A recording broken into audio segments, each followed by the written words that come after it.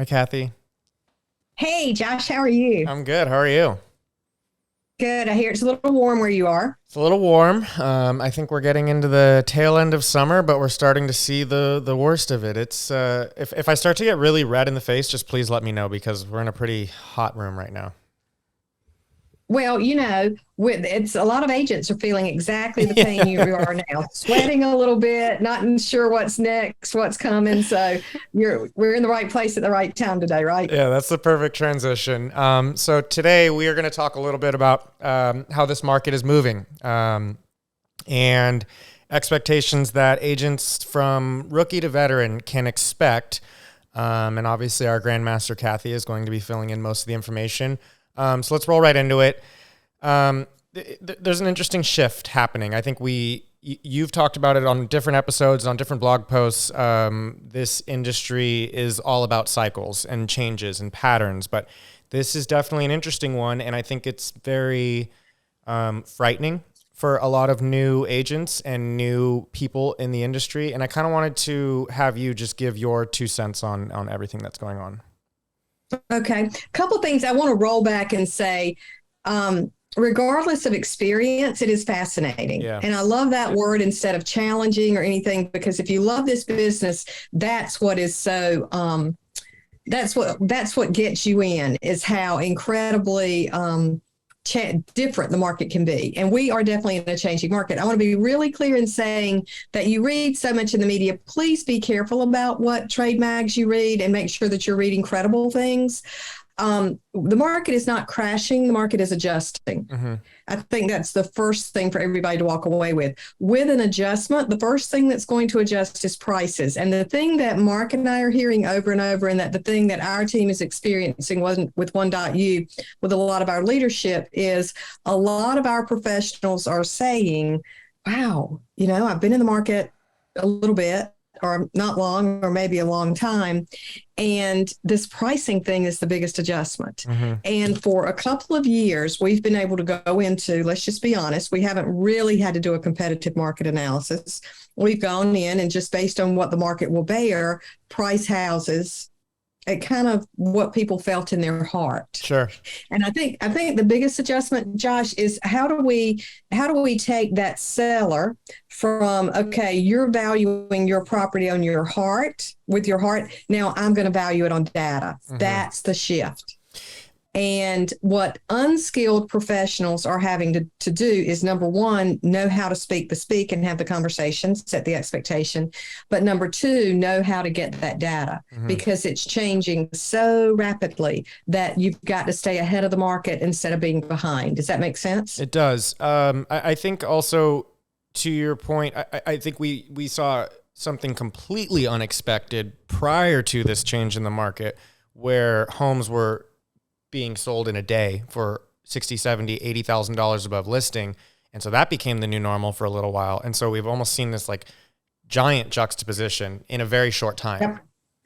And in the future, we're going to talk about appraisals, Mm-hmm. because that's up next. Mm-hmm. In the future, we're going to talk about inspections, because to your point, the two things that were waived, the two bad habits that we created in this hot, sweaty market, were those two essential things that are coming back. Now they're relevant again, and we're going to have to know how to speak that dialogue. Yeah. But today, to your point, I want to talk about how do we, number one, set the expectations that should be set with the seller. Talk about sellers today only. Number two, set about how do we communicate those expectations. And then how do we develop a very simple strategy that is a simple script that's going to get you out of trouble. Because if you walk into trouble, you need to know to get out of it. So the first thing, let's talk about expectations. Yeah. Do you think the consumer, and this is a question for you, do you think the consumer thinks they know more than they know? Yes. I had one of my cousin's son, who is about your age, yours and Ryan's age. I saw him in Florida a couple of weeks ago, and he'd gone on Zillow, and he said, "This is what Zillow says my house is worth." Yeah. And I said, immediately, smart kid. I said, you need to call a realtor, because that Zillow data is aggregated and it's not current, and it's not going to be what it is today. Even Right. if it's 2 weeks, 3 weeks ago, it's not going to be what it is today. Well, sure enough, he consulted a realtor, and I was right. It was considerably less, and it wasn't just a Zillow thing. It was just the market's moving so rapidly. Sure. what we're going to encounter now, and this is regardless of experience, you're going to encounter professionals who walk in and they know the value of the house, because if they are basing it on data, data is MLS. What if houses sold and appraised for, or what if they closed for? You're going to have the consumer or the seller who is basing it on what all the neighbors have said. And there's always a disconnect. The biggest disconnect now is that 2 to 3 week period of time. Like you talked about, things are not selling instantly. There are not multiple offers. So let's start with the beginning of setting expectations. Yeah. What if you went in and said, I bet, Josh, that you pretty much think you know what your house is worth. Tell me what you think that is. And go ahead and get that elephant out of the room and then address it. The best thing you can do in expectation and communication is go ahead and talk about it. I will always say, when they find my body, I will be shot in the face and not in the back. I will be walking towards it and not away from it, because it doesn't change it, right? If you're shot, you're shot. Go ahead and face what's coming. Right. So set that expectation of, you know what, I understand that that's what you think it's valued at. However, that, your perception may be a few weeks old. What I want to talk about is, what is the house worth today? You are basing the value on your heart. I want to base it on data. So set that expectation and communicate that. It's a brief statement. I understand this is worth a lot to you. You love everything about it. However, you're ready to move. So if your objection is to move and move quickly based on this shift in the market, pricing is the most important thing that we can get right. So in order to do that, we're going to base it on data and not emotion, and not rumor, and not what the neighbor got 2 doors down. Because you're right. That was crazy wild. We're out of that now. So go ahead and communicate. Go ahead and have that discussion. That's tough. The least experience you have, the tougher that is. Yeah. So that's what I wanted to ask. Like, how would you, maybe we can go through a scenario or an example of how would an agent properly, and I know every seller and every client that you have is going to be different. So obviously you're going to have to walk this tightrope differently with every single client. But how would they communicate that to someone that just lived through a market that saw that their home that they purchased for $500,000 in 2008 and then in 2020 was worth $850,000? How do you then tell them that it's back down to a normal price? I think you have to do that again. Clarity. There's power in clarity. Just to say, let me show you the data. Let me pull out of MLS what houses are selling for today. I understand that it was worth that 2 months ago. It's not worth that now. Right. And then go back into the discussion of, because of the market we're in now, we're going to have to appraise. And as long as your buyer is ready and able and willing to come to the table with cash, that's fine. However, they are less likely to do that with inventory climbing. So it's going to be subject to market.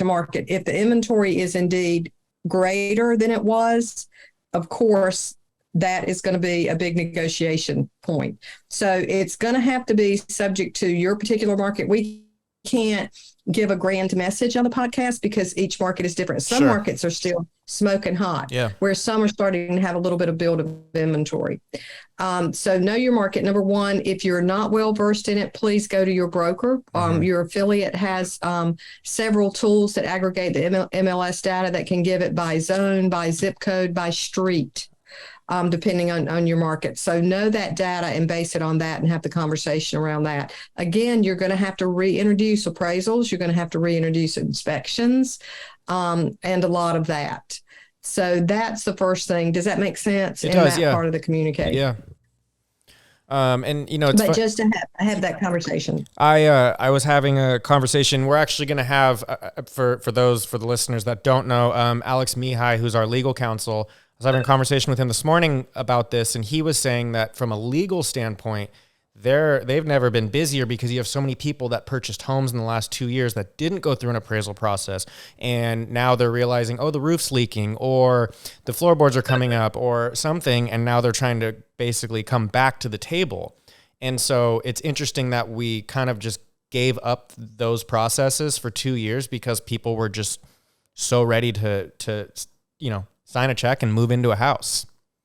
Right, right. And a lot of savvy brokers had disclosures signed that said you've been advised to get an appraisal, you've been advised to get an inspection, Right. and you've chosen not to. Yeah. Therefore, we're held harmless. But those who didn't, that is going to be an objection Yeah. coming up. But again, set the expectation of this is going to be, and again, all of this is data driven. It can be pulled from MLS as far as what is the absorption rate of inventory? How much inventory is on the market? What is the average days on the market? What does that look like? So that you know when you're pricing the home, you're either ahead of the market or behind it. Yeah. And it's all going to depend on the urgency of the seller. So again, set that expectation and then communicate it. One of the most important things is to have a strategy, because guess what? You're going to have those sellers who want to overprice. Right.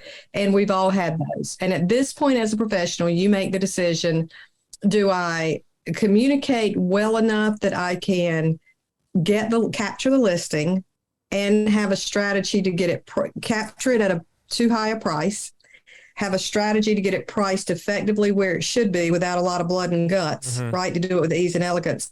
Or do I just walk away and realize 6% of nothing is nothing and let them overprice it with the first realtor and be their first love and second realtor? Okay, so that's a decision a lot of professionals are going to have to make. The strategy I love is very simple. And the dialogue is, you know what, as I said when I came in, Josh, you're clearly determined, and I respect that, to price your property with your heart and not with my data. Sure. And I respect that. Here's what I would like to offer. What if we take the listing and we price it with your heart, with your emotion? However, the concession is we're only going to do that for 7 to 10 days. At the end of 7 to 10 days, if we don't have an offer that is within reason, we reduce the price to my data. So you write it into the listing agreement. I'm playing devil's advocate. Is 7 to 10 days in this current market long enough to be able to gauge that? I think it is. Okay. I think in any market, and this is a big statement, but I think in any market, my experience is in a 10-day window, if you don't have a showing, you're too high. Okay. Now, if you're out in a remote area, part of the country, that may be very different. Sure. Again, it's going to be relative to your market. Sure. But in most markets, in 10 days, if you don't have a showing, you're too high. Okay, so that's your rule of thumb. Yeah. Yep. And that's just industry standards. If in 10 days you don't have a showing, you've got a problem. If in 10 showings you don't have an offer, you're too high. Okay. So they're the two things. Okay. 10 days you don't have a showing, you're too high. 10 showings you don't have an offer, you're too high. Okay. And then with that, I love going ahead and saying, you know what, we're going to agree to disagree. I'm going to let you have the first 10 days overpriced. Let's say that's $650. And I'm coming in at $600. At the end of the 10 days, we'll do one of two things. Either we reduce it to the $600 or we reduce it to $625. And at the next 10 days, we reduce it to $600. So the strategy is to build in the objection handler before you have to go back and renegotiate. Sure. Because let me tell you what, at the end of 10 days, it's going to be your fault, not theirs. They're going to forget that you had this conversation. But Right. if you've got it built in, you automatically go in and reduce it. And it's a call of, hey, Josh, just wanted to let you know we're at the end of our 10 days. I'm making that first reduction. So as of today, it's going to be reflected. You can go in and check if you like at $625. If we don't have 10 showings within the next 10 days, we'll be bumping it down to $600 as we previously discussed. Mm-hmm. I think that's a great strategy. A win-win. Yeah. So whatever your strategy is, I think, I feel like our job as coaches and leadership of professionals is to say, let me make it a win-win, right?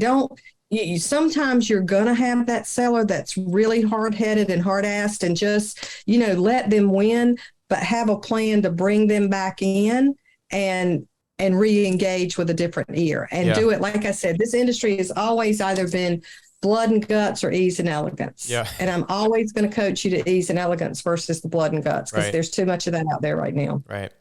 I want to ask you a question. You touched upon it a little bit, but I think this will be really beneficial to a lot of the listeners, especially the ones that are newer to the industry and are probably experiencing the first disruption, change, whatever word we decide we're using, moving.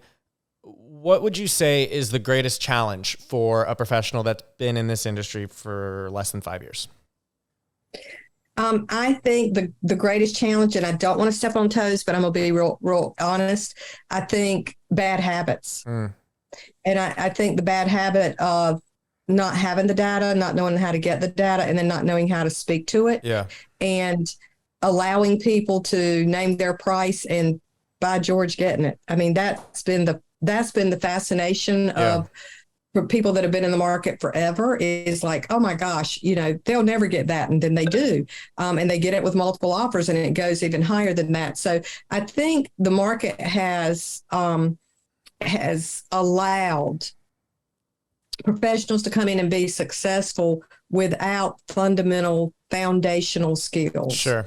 And I think the skills, whether it be communication, strategy, knowing how to read and assess the data, there's such an opportunity for that. And we have great content around that. I'm glad you asked that, because each of our offices has a program called Rev Up. Yeah. And Rev Up is that, regardless of your experience, it's that foundational of let's pull back and re-engage and rediscover, if you will, those fundamental things that made me successful. Yeah. Like, oh God, yeah, I forgot. We talked about open houses one day. That's one of them. We've talked about this skill set of knowing how to price, to get the highest price in the shortest amount of time. Yeah. And I think, now more than ever, it's important, especially for these newer professionals in the industry, to create these great, good habits that they can take with them through their careers. Because when the market does get a little bit better, think about how easy you and I have talked about this, and we beat this conversation to death. We always talk about Tiger Woods, and if he's golfing on a perfect day with no wind, or he's golfing in the rain in a, complete windstorm, like, he's going to figure it out. That's why he's the greatest. And so for these professionals that may have entered this industry a year or two ago, and they're now experiencing this, like, now's it's almost the greatest learning lesson, It is. And you're exactly right. They're going to look back, and this is going to be the greatest thing in the world, the greatest learning experience for them. They're already successful. I mean, let's be honest. This market has been tough. It's been a good market, but it's been tough. Yeah. And the people that have cut their teeth with multiple offers and inventory being as low as it is, they've already gained a level of expertise that a lot of savvy and seasoned professionals don't have. Sure. So they should be very proud of the extraordinary success they've had in these circumstances. You're right. For me, because what they've developed is the relationship skill set. Yeah. And the sales skill set. And now when they put a rock solid foundation of fundamental skills under that, they're going to go to a high level, which is exactly, you're right. We've beaten it to death talking about we're going to see true heroes emerge out of this. But they're going to be the people now that pause and say, okay, now let me make sure my foundation is solid, and let me do that through training, education. There's a difference in knowledge and wisdom. Yeah. And what's happening right now in this adjusting market is the opportunity for professionals to say, I have the knowledge, let me get the wisdom, because that's different. Yeah. And lean into the professionals that they work with. Yeah. For that knowledge. Yeah, and wisdom. Mentorship, training, education, like, these are things that to absolutely take advantage of during this time. And, not to give a shout out to our lovely company, Realty ONE Group, but that's, something we do very, very well at. Yeah, we've talked about what a remixed group we are. Yeah. And I experience that every day of the savvy, seasoned professional and the young entrepreneur. And that combination is a win-win for everyone. So don't be afraid. I think the biggest thing is, if you're new to the industry, and I don't mean, this is not age specific. It's certainly not gender specific, but it's how many tenured years you have. Don't be hesitant to raise your hand and say, you know what? It's different. Help me with this, because our environment, and you're right, we are tooting our own horn, but our environment is one of collaboration. Yeah. And I think that's part of our secret sauce. I agree. Couldn't agree more, Kathy.